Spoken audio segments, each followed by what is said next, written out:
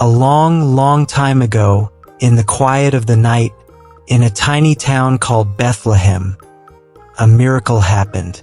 Beneath the light of a single, brilliant star, a baby was born, not in a palace, but in a humble stable, surrounded by gentle animals. But this wasn't just any baby. He was Jesus, the promised Son of God. His mother Mary and father Joseph looked upon him, their hearts filled with a love and wonder they had never known before. But the news of his birth couldn't be contained in that small stable. On a nearby hill, shepherds were quietly watching over their flocks, just as they did every other night. Suddenly, the darkness was shattered by a glorious light. A host of angels appeared, singing in the sky, their voices echoing across the hills with a message of peace and joy. Overcome with awe, the shepherds hurried to find the newborn king. And they weren't the only ones who knew. Far away, in distant lands, wise and learned men saw that same brilliant star and understood its sacred meaning. They traveled for months, following that star on a long and difficult journey, over mountains and across vast deserts. They came bearing precious gifts, gold for a king, frankincense for a priest, and myrrh for one who would sacrifice. From the very beginning, the whole world was put on notice. This child was special. As Jesus grew up, he was kind, wise, and full of a love that seemed to come directly from heaven. At just 12 years old, while visiting the great temple, he sat with the most learned teachers and elders. They were astonished, not just by his questions, but by his deep understanding of God's word.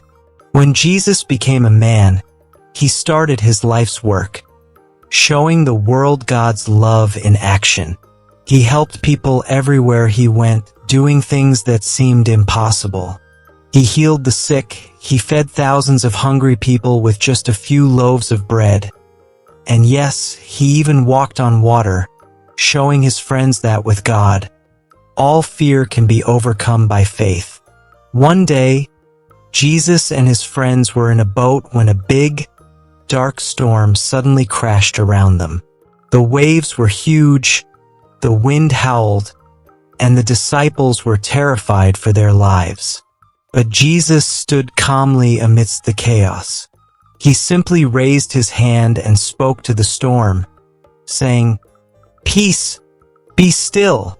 And in an instant, the wind stopped, the waves calmed, and a perfect peace settled over the sea. He brought that same peace not just to the storms on the sea, but to the storms in people's hearts. Jesus helped blind people see the world in all its color, with the first thing they saw being his kind face. He made the lame walk and run again, and brought comfort and joy to those who were hurting. Everywhere he went, crowds of people followed him.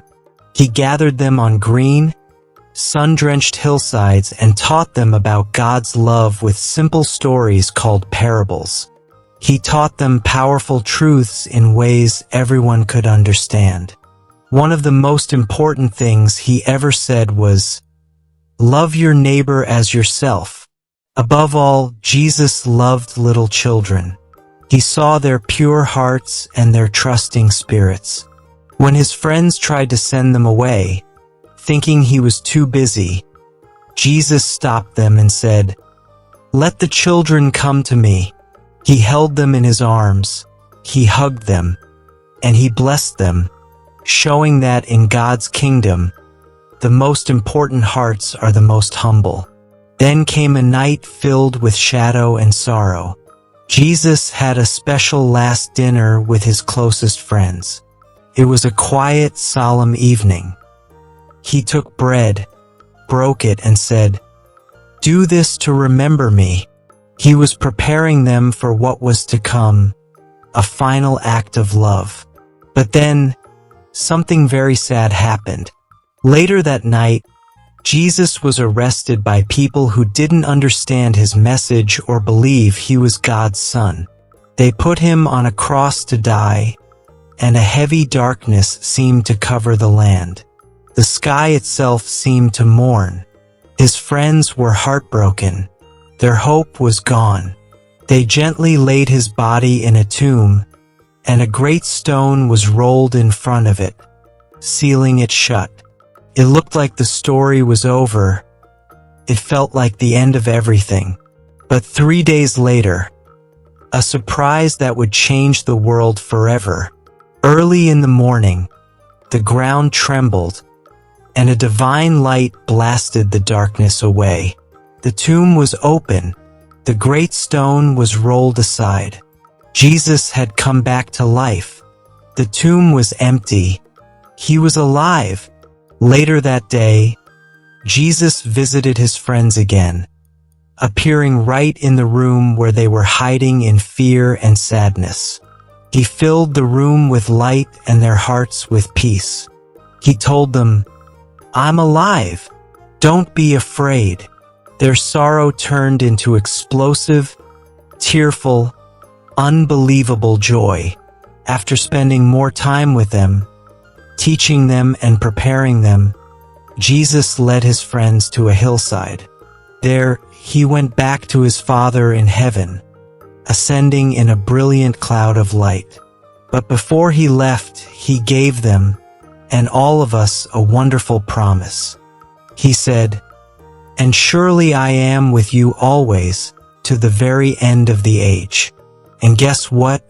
That promise is for you. Jesus still loves you. Yes, you. Right here, right now. He knows your name. He sees your heart. And he is with you. And when you let him into your life and follow him, his incredible love fills your heart. Not just for a moment, but forever.